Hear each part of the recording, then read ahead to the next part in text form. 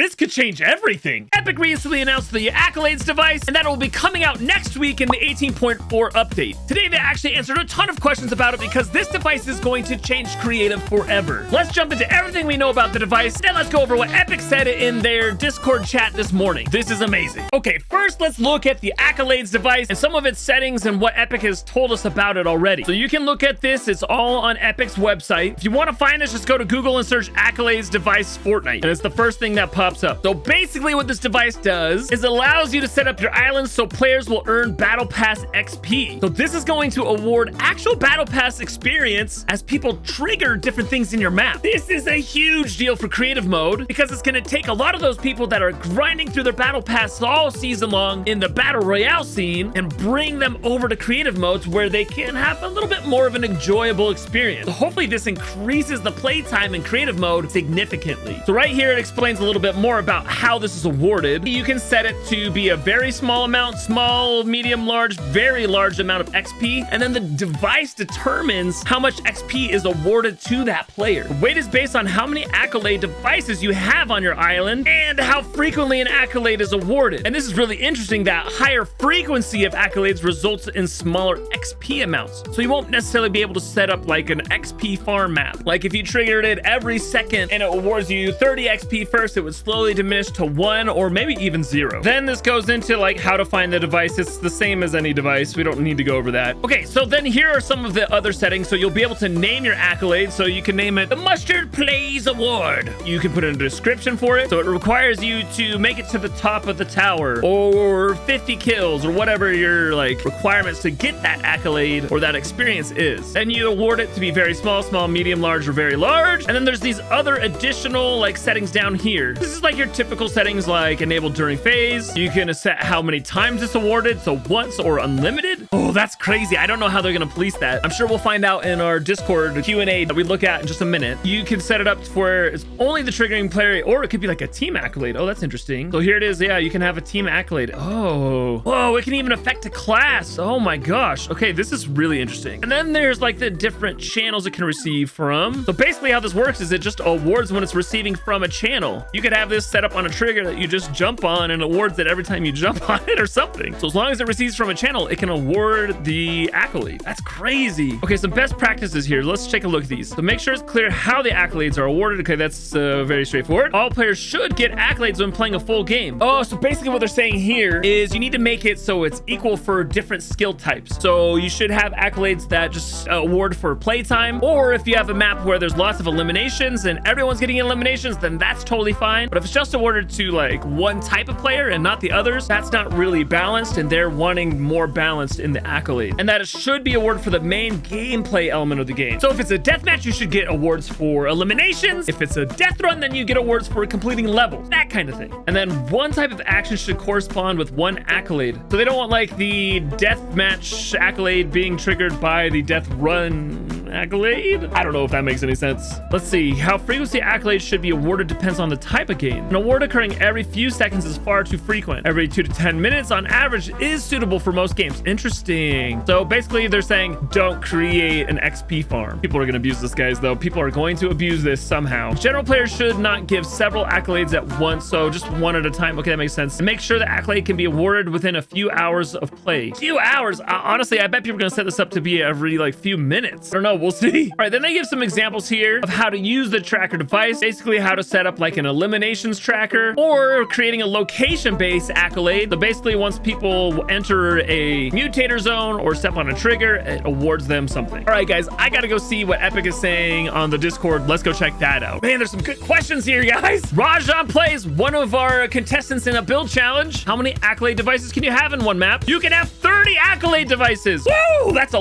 lot. So you can have 30 different ways to award XP. Whoa. Just a Frog said, is there a max on XP we can give? Okay, this is a really important question because if you're like having someone come in and you can earn 100,000 XP, that'd be nuts. They say you can't specify the value of the XP awarded is decided by the system. Interesting. So basically Epic is deciding, okay, this person's been sitting in this map farming XP for the last hour. They're going to probably put a cap on it at whatever that is, or make it so you have to jump like a million times to be able to get what you originally originally got in like an hour. That's got to be a really smart system to be able to determine that. Oh, this is a really important question. How much memory does the device cost? And I can't believe this. It's 88 memory costs for the first device and 8 memory costs for each additional one. Why can't we have every device like that? That is incredible. Nerdle asks about how are they going to police people from farming XP? They say yes, there are systems in place to detect possible XP farming and that there's diminishing returns on XP acquisition from creative accolades. So basically, it's just going to become really hard to get XP after you've done it for a while every day. All right, here's a really good question from Gurkis. Basically, he's asking how the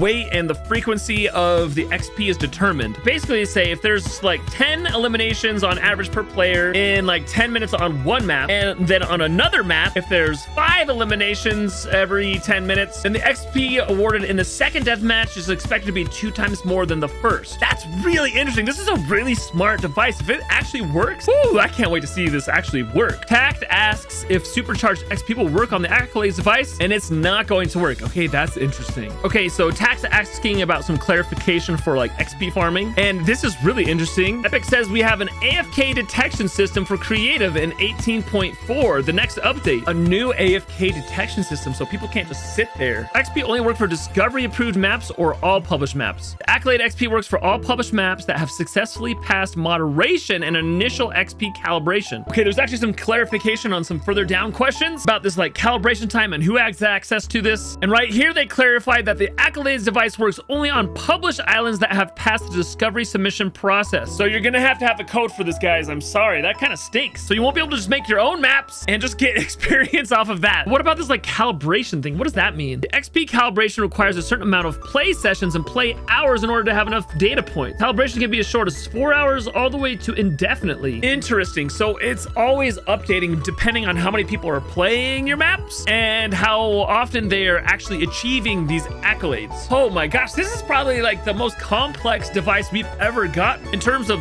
what it's doing behind the scenes. It's kind of nuts. So I'm super excited about this, guys, and I hope it brings more players to creative and provides a better experience. And I really appreciate Epic for communicating with us about this before it came out. Now we just gotta fix those discovery problems.